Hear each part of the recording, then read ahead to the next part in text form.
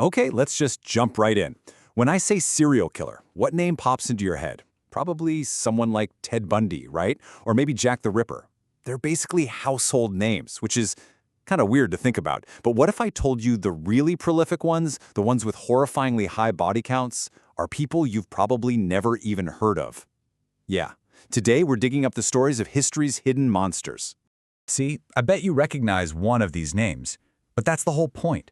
The killers who were truly, terrifyingly good at what they did, the ones with staggering numbers, they're often just gone, lost to history. It's this bizarre thing where the most famous aren't always the most deadly.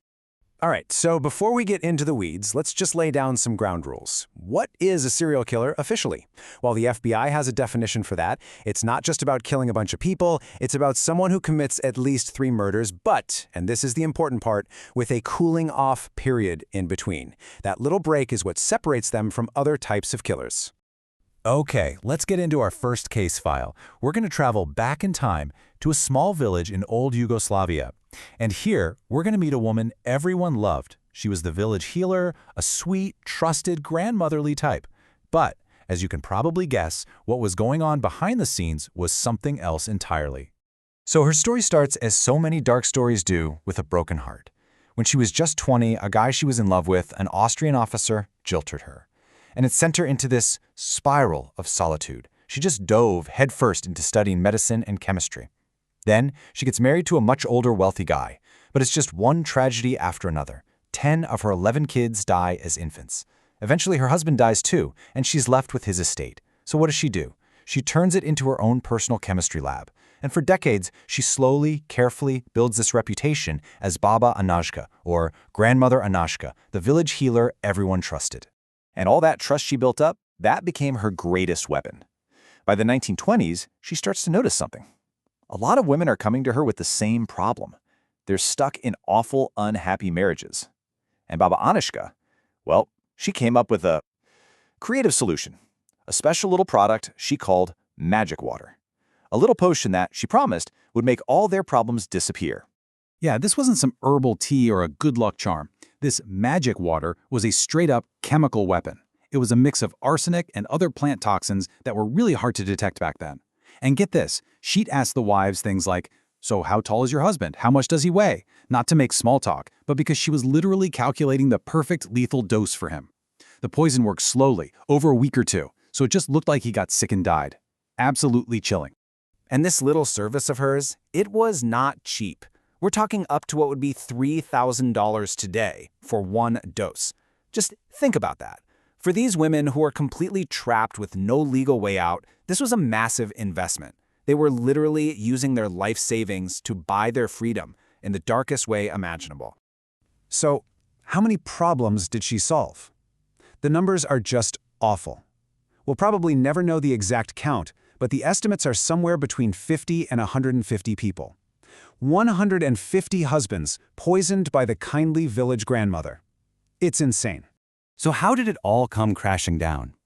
Well, you can only have so many husbands drop dead in one area before someone gets suspicious. In 1926, her luck ran out. One of her clients broke down and confessed everything to the police and pointed them right to this 91-year-old woman. And here's the craziest part.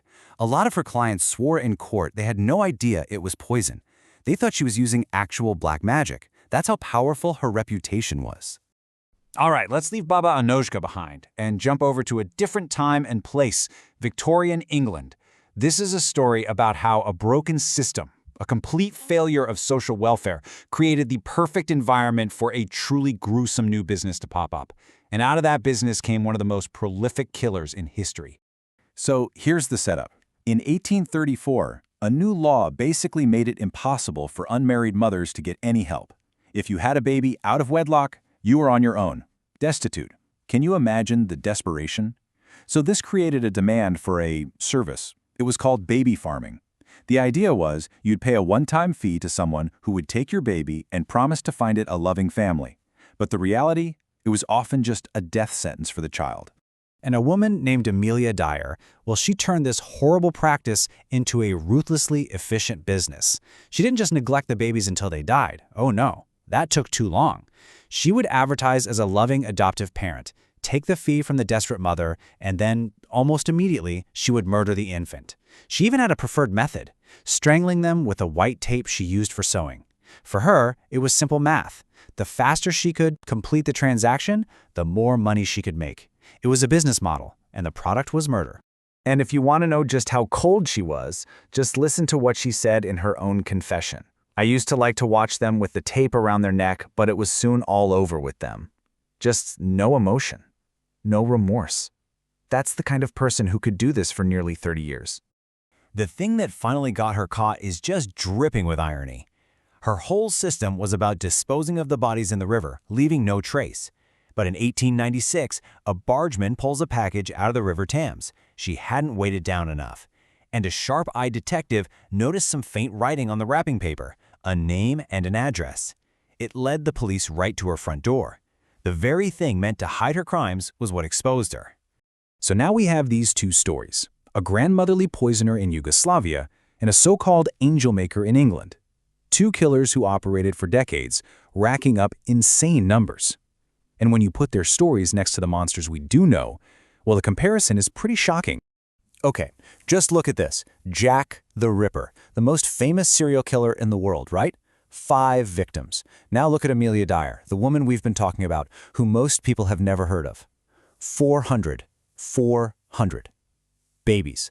The scale is just, it's almost impossible to comprehend. It completely changes the conversation about who history's worst monsters really were. And that leaves us with this really big, really uncomfortable question. Why? Why do we all know the name of a killer with 5 victims, but the one with 400 is basically forgotten? What does that say about us? About the stories we think are important, the victims we choose to memorialize, and what it even means to become infamous?